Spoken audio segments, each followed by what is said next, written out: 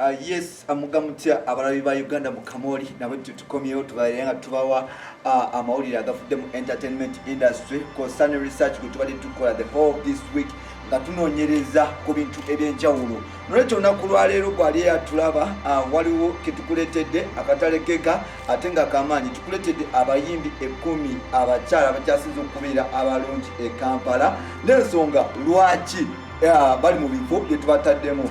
Omuyimbi ku namba 10 olunaku lwaleero tulina omuyimbi bamuyita Fiye Mutton. Fiye Mutton akozesa Fiye official ku social media handles ze olwokuba nti bayawukana ne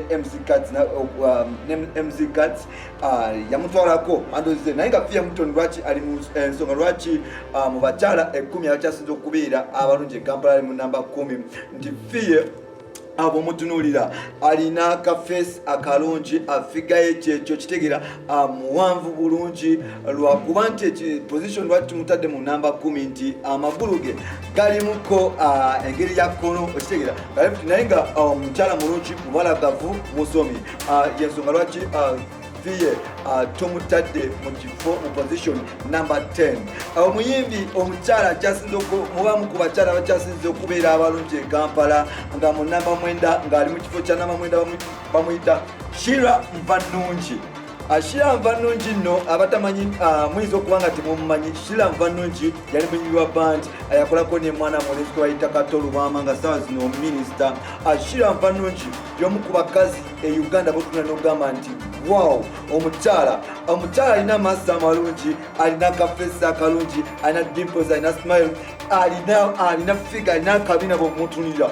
Well, oyinza okugamba nti kyekyo omukyala ono tumutadde mu namba 10 mu namba 9 ensonga lwakuba nti abasinga ababuzeeko ku maaso naye nga mukyala mubalagavu ate buli kimu kyonna kikoze. So bw'oba otunulira ku bakazi e Kampala be tulina abalungi mu bayimbi tulina ab'e Uganda e Kampala, Shira Mvanungi ali mu kifo kya namba 9.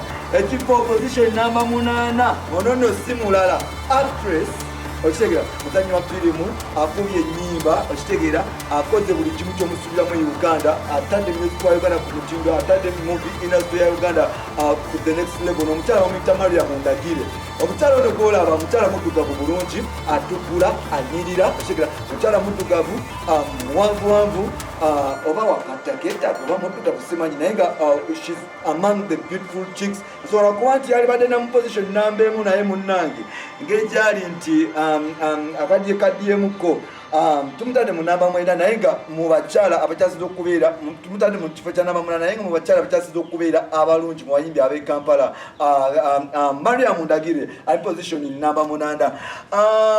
Mu position namba 7 tetukuleetedde mulala wabula tukuleetedde Queen Kama Shiba all the way from Team No Sleep.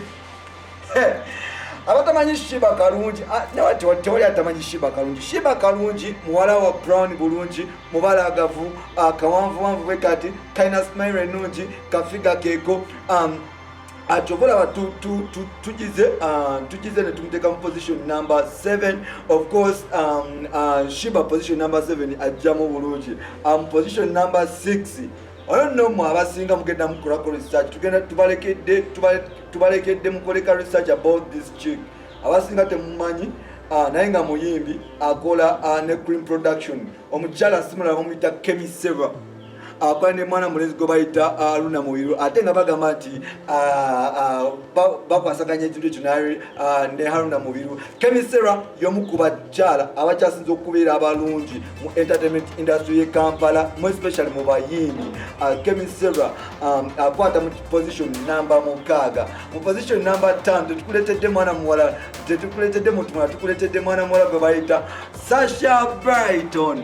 Liba part okweblinkinga Sasha Brighton ali ku kala yeyo omulaba nti mukyala muwanvu bulungi asaana contestinga kuba Miss Uganda kuba Sasha Brighton y'omu ku bakyala botunulire Kampala mu bayimbi n'ogamba nti wow kyobulaba nti abasajja basinga abagaga e Kampala bamulwanira.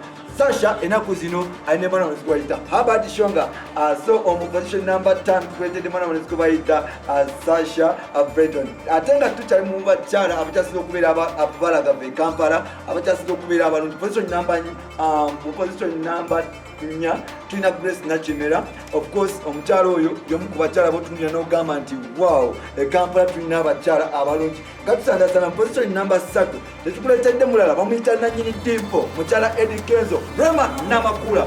Of course yo tetugenda mwogerera bingi nnyo Rema amalirayo bumalizi. Number 2 Queen herself Princess Juliana Kanyomozi omu ku bakyala abakyasinze okubeera nga abakabi bakadde baluddewo naye nga omuntu leeta n'omwana w'emyaka 16 oyinza okugamba nti Juliana Kanyomozi wa myaka 13. So mu bakyala abakyasinze okubeera abalungi e Kampala mu position number 2 mulimu Juliana Kanyomozi. Position number 1 mu bakyala be Uganda abakyasinze okubeera abakabi mu bayimbi bamuyita mwana muwala gwe bayita Zanny Brown yakwata bendera mu bayimbi be Uganda abakyasinze okubeera nga bakabi oba balagavu. So ono omukyala Brown buli kimu kiri ku nakyo kalungi smile obunnyo Dimpo ebisigaddewo byonna aliko lifadde okuba nga ali mu namba 1. Tovaawo tukomawo tukyaweeterera bingi ye research tubaleetedde olunaku lwa leero oya kwekumirako Uganda mu Kamoni sigadde ntambi Jimzo Lukiboya Maxed Junior.